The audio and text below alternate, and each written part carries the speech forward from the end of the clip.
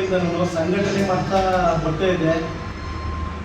ಭಾರತ್ ಮಾತಾ ಕಟ್ಟಡ ಕಾರ್ಮಿಕರ ಸಂಘದಲ್ಲಿ ನಾನು ಕೆಲಸ ಮಾಡ್ತಾ ಇದ್ದೆ.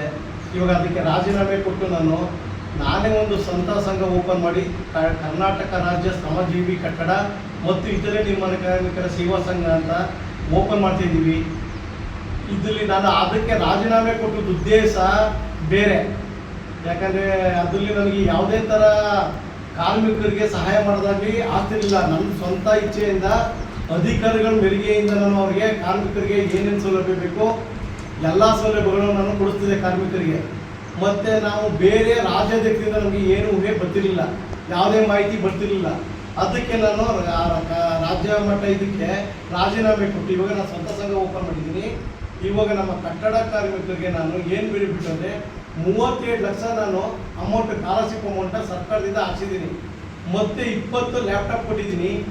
ಸೇಫ್ಟಿ ಕಿಟ್ಟು ಒಂದು 800 ಜನಕ್ಕೆ ಕೊಟ್ಟಿದ್ದೀನಿ. ಮತ್ತು ಮೇಸನ್ ಕಿಟ್ಟು, ಎಲೆಕ್ಟ್ರಿಕಲ್ ಕಿಟ್ಟು, ಮತ್ತು ವೆಲ್ಡಿಂಗ್ ಕಿಟ್ಟು ಎಲ್ಲ, ಮತ್ತು ಆಚರು ಕಿಟ್ಟು ಎಲ್ಲನೂ ಕಾರ್ಮಿಕರಿಗೆ ನಾನು ಸೌಲಭ್ಯಗಳನ್ನು ಕೊಡಿಸ್ತಾ ಬಂದಿದ್ದೀನಿ. ಮತ್ತು ಇವಾಗ ಹೊಸ ಸಂಘಕ್ಕೆ ನಮ್ಮ ಪದಾಧಿಕಾರಿಗಳನ್ನೆಲ್ಲ ಆಯ್ಕೆ ಮಾಡಿಕೊಂಡು ಯಾರ್ಯಾರು ಒಂದು ಇವಾಗ ನಮ್ಮ ಗೌರವಾಧ್ಯಕ್ಷರಾಗಿ ನಮ್ಮ ಪಾಪಣ್ಣವ್ರು ಮಾಡ್ಕೊಂಡಿದ್ದೀವಿ. ಅಧ್ಯಕ್ಷರಾಗಿ ತಾಲೂಕು ಅಧ್ಯಕ್ಷರಾಗಿ ನಮ್ಮನ್ನೇ ಆಯ್ಕೆ ಮಾಡಿದ್ದಾರೆ ಎಲ್ಲ ಪದಾಧಿಕಾರಿಗಳು. ಉಪಾಧ್ಯಕ್ಷರಾಗಿ ನಮ್ಮ ಸಿದ್ದರಾಜ್ ಅವರಾಗಿದ್ದಾರೆ. ಮತ್ತು ಪ್ರಧಾನ ಕಾರ್ಯದರ್ಶಿಯಾಗಿ ನಮ್ಮ ಮಧುಸೂದನ್ ಅವರಾಗಿದ್ದಾರೆ. ಖಜಾನ್ಸಿ ನಮ್ಮ ಪ್ರತಾಪ್ ಅವರಾಗಿದ್ದಾರೆ. ಇವರು ಗೌರವಾಧ್ಯಕ್ಷರು ಕಣ್ಣಳ್ಳಿ ಪಾಪಣ್ಣ ಅವರು. ಮತ್ತು ಉಪಾಧ್ಯಕ್ಷರಾಗಿ ನಮ್ಮ ಬನ್ನೂರು ಸೈಡ್ ಅವರು. ಪ್ರಧಾನ ಕಾರ್ಯದರ್ಶಿ ನಮ್ಮ ತಲಕಾಡ್ನವರಾಗಿದ್ದಾರೆ. ಖಜಾನ್ಸಿ ಅವರು ನಮ್ಮ ಬನ್ನೂರವರೇ ಆಗಿದ್ದಾರೆ. ಪ್ರತಾಪ್ ಅವರು. ಮತ್ತೆ ಕಕ್ಕಡವ್ರೆ ಮಹೇಶ್ ಅಂತ. ಸಂಘಟನಾ ಕಾರ್ಯದರ್ಶಿ ನಮ್ಮ ರಾಮೇಗೌಡಪುರದ ನಿಂಗರಾಜ್ ಅವರು. ಮತ್ತೆ ಕಾರ್ಯದರ್ಶಿ ನಮ್ಮ ಎ ಅವರು ಸುರೇಶ್ ಅವರು. ನಿಂಗರಾಜು ಅವರು ಮತ್ತೆ ನಿರ್ದೇಶಕರಾಗಿದ್ದಾರೆ. ಅದು ಬಿಟ್ಟರೆ ನಾಗರಾಜ್ ಅವರು ನಿರ್ದೇಶಕರು ಮಾಡಿದ್ದೀವಿ. ನಾವು ಏನಿದ್ದೀವಿ 9 ಜನನ ಪದಾಧಿಕಾರಿಗಳು ಮಾಡಿಕೊಂಡು 8 ಜನ ನಿರ್ದೇಶಕರು ಮಾಡಿದ್ದೀವಿ.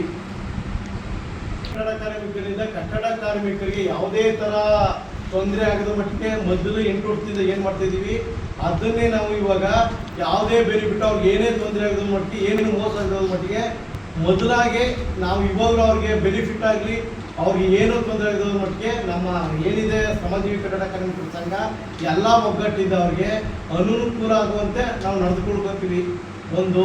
ಮತ್ತು ಇವಾಗ ನಾವು ಒಬ್ಬ ಮನೆ ಓನರ್ ಆಗಿರಲಿ, ಒಬ್ಬ ಮೇಸ್ತ್ರಿ ಆಗಿರಲಿ, ಒಬ್ಬ ಮನೆ ಓನರು ಒಂದು ಮನೆ ಕಟ್ತಿ ಹೇಳ್ತಾರೆ, ಅವ್ರಿಗೆ 5,000 ರೂಪಾಯಿ ನಮ್ಮ ಸಂಘಕ್ಕೆ ಸೇರ್ಪಡೆ ಆಗಬೇಕು ಅಂತ ಮಾಡ್ಕೊಂಡಿದ್ದೀವಿ.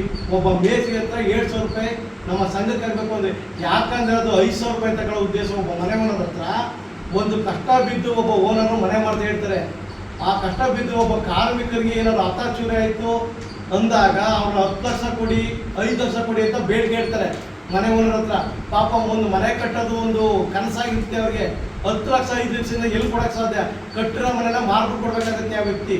ಅಂಥವರು ನಮ್ಮ ಸಂಘಕ್ಕೆ 5,000 ಕೊಟ್ಟರೆ ಅವ್ರಿಗೆ ಯಾವುದೇ ರೀತಿ ಏನು ಕೊಡೋಂಗಿಲ್ಲ.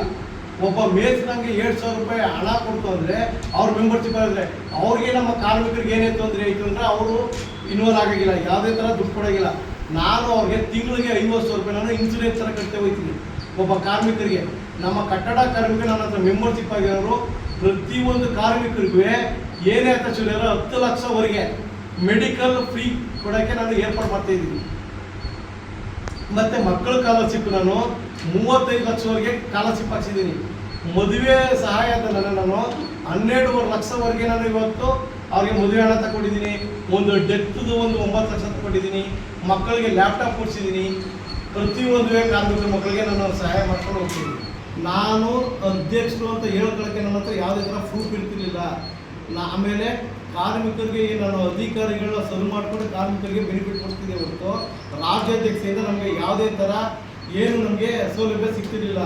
ಅದಕ್ಕೋಸ್ಕರ ನಾನು ಅದಕ್ಕೆ ರಾಜೀನಾಮೆ ಕೊಟ್ಟು ಇವಾಗ ನನ್ನ ಹತ್ರ ID ಬಂದಿದೆ ಪ್ರತಿಯೊಬ್ಬ ಕಾರ್ಮಿಕರಿಗೂ ಮಾಡೋಕ್ಕೆ ನನಗೆ. ಮತ್ತು ನೆಟ್ಟೆಡ್ ಬಂದಿದೆ, ಪ್ರತಿಯೊಂದು ನನಗೆ ತಲುಪಿದೆ. ಇವಾಗ ನಾನು ಪ್ರತಿಯೊಂದು ಅಧಿಕಾರಿಗಳು ಖುದ್ದಾಗಿ ಕೇಳ್ಬೋದು. ಯಾವುದೇ ಕಾರ್ಮಿಕರು ತೊಂದರೆ ಆದ್ರೂ ನೇರ ಮಾತಾಡ್ಬೋದು. ಮೊದಲು ಆ ಸಂಘದಲ್ಲಿ ಇದ್ದಾಗ ನಮಗೆ ಯಾವುದೇ ಥರ ನೇರ ಮಾತಾಡೋಕ್ಕಾಗ್ತಿಲ್ಲ, ಅಧಿಕಾರಿಗಳನ್ನ ಪ್ರಶ್ನೆ ಮಾಡೋಕ್ಕಾಗ್ತಿಲ್ಲ. ಅದಕ್ಕೋಸ್ಕರ ಅದಕ್ಕೆ ರಾಜೀನಾಮೆ ಕೊಟ್ಟೆ. ಇವಾಗ ನಾನೇ ಸ್ವಂತ ಸಂಘ ಓಪನ್ ಮಾಡಿ ಕರ್ನಾಟಕ ರಾಜ್ಯ ಶ್ರಮಜೀವಿ ಕಟ್ಟಡ ಇತರ ನಿರ್ಮಾಣ ಕಾರ್ಮಿಕರ ಸಂಘ ಅಂತ ಓಪನ್ ಮಾಡಿದ್ದೀವಿ. ಪ್ರತಿಯೊಬ್ಬ ಪದಾಧಿಕಾರಿಗಳನ್ನು ಆಯ್ಕೆ ಮಾಡಿಕೊಂಡು ಕಾರ್ಮಿಕರಿಗೆ ಯಾವುದೇ ಅನ್ಯಾಯ ಆಗದಂತೆ ನ್ಯಾಯ ದೊರಕಿಸಿಕೊಡುವಂತೆ ನಾವು ಇಷ್ಟೊಂದು ಏನಿದ್ದೀವಿ ಪದಾಧಿಕಾರಿಗಳು ಮುನ್ನುಗ್ತೀವಿ.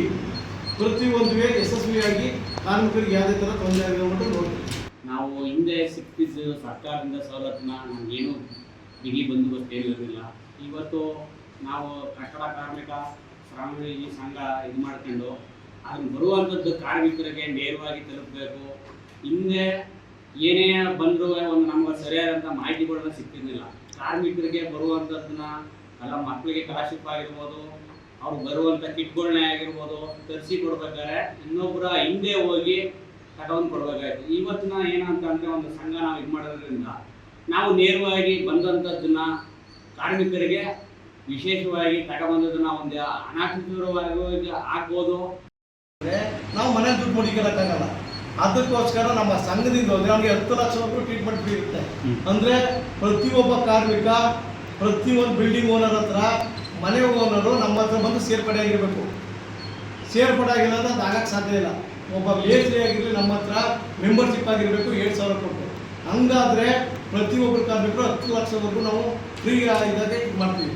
ಅವ್ರಿಗೆ ಇನ್ಸೂರೆನ್ಸ್ ಥರ ₹1 ಖರ್ಚಿದ್ದೋದಾಗೆ ಅವ್ರಿಗೆ ಮೆಡಿಕಲು ಇವಾಗ ಒಂದು 6 ತಿಂಗಳು ರೆಂಟ್ ಇರುತ್ತೆ, ಅವ್ರಿಗೆ ಹಣ ಕೊಡೋಂಥದ್ದು ನಮ್ಮ ಸಂಘದಿಂದ ಅವ್ರಿಗೆ ತಲುಪುತ್ತೆ.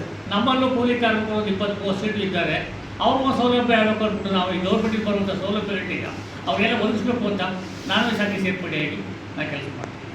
ಕರುನಾಡು ಟೈಮ್ಸ್ ಚಾನೆಲ್ನಲ್ಲಿ ಸುದ್ದಿ ಮತ್ತು ಜಾಹೀರಾತು ನೀಡಲು ಈ ನಂಬರ್ಗೆ ಕರೆ ಮಾಡಿ.